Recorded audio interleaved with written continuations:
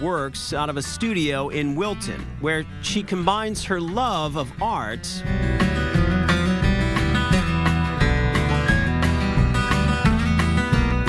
with her love of bones.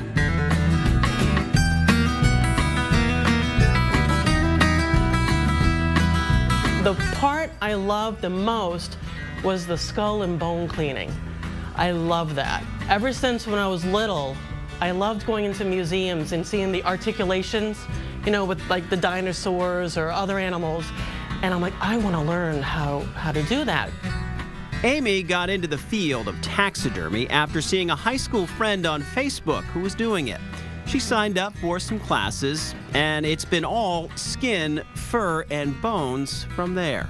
If you're really into science and wildlife anatomy, it's an amazing way to learn it by doing that. My favorite bone part is the vertebrae.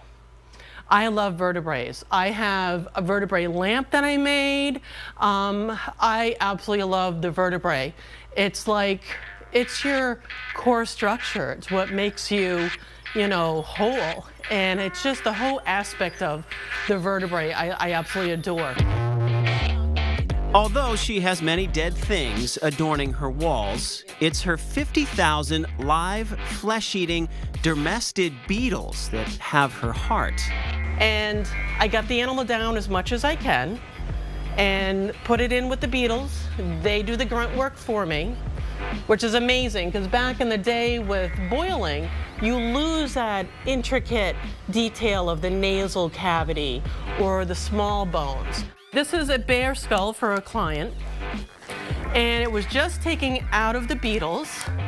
So now it's going to have to go into degreasers. Sounds like messy work, but the final products are pristine. I will not let it leave my shop unless I feel as though it's museum quality. I will not let it go unless it's something that I would have in my personal collection. The creative side of business just went hand in hand for this female taxidermist.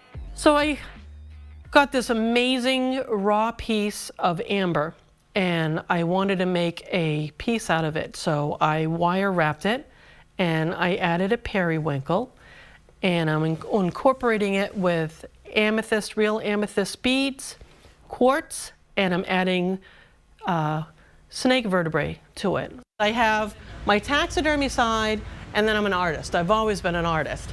I started doing ceremonial smudgers, which I would preserve the wing, whether it was chicken, duck, or turkey, and I would incorporate what the client wanted, whether it was stones or bones, some type of fur. And then I got into feather earrings and then incorporating feathers and bones, hair pieces. And from there, I just got inspired to do more. Necklaces with bones and stones.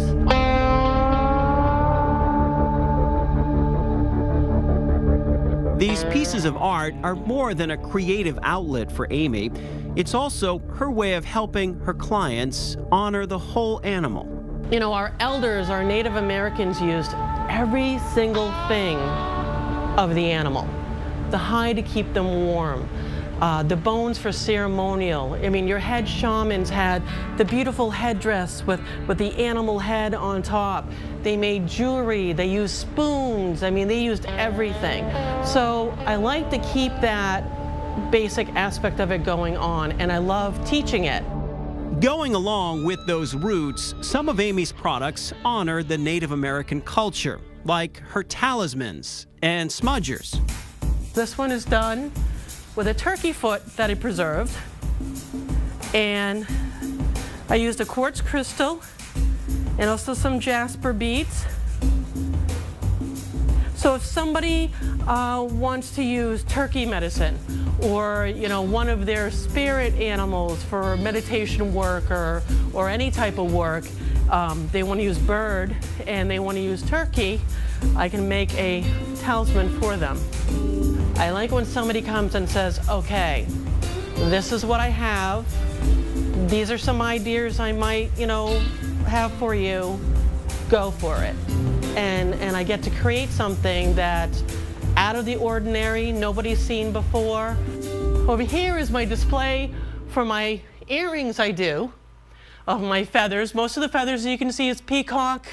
I have parrot, a lot of chicken, rooster. These I incorporated shells. And these right here, I incorporated snake vertebrae with precious stones. Being a female in a male-dominated industry doesn't faze Amy one bit. She says it's her commitment to quality and honoring the animal that has her eclectic clientele keeping her and her 50,000 beetles busy.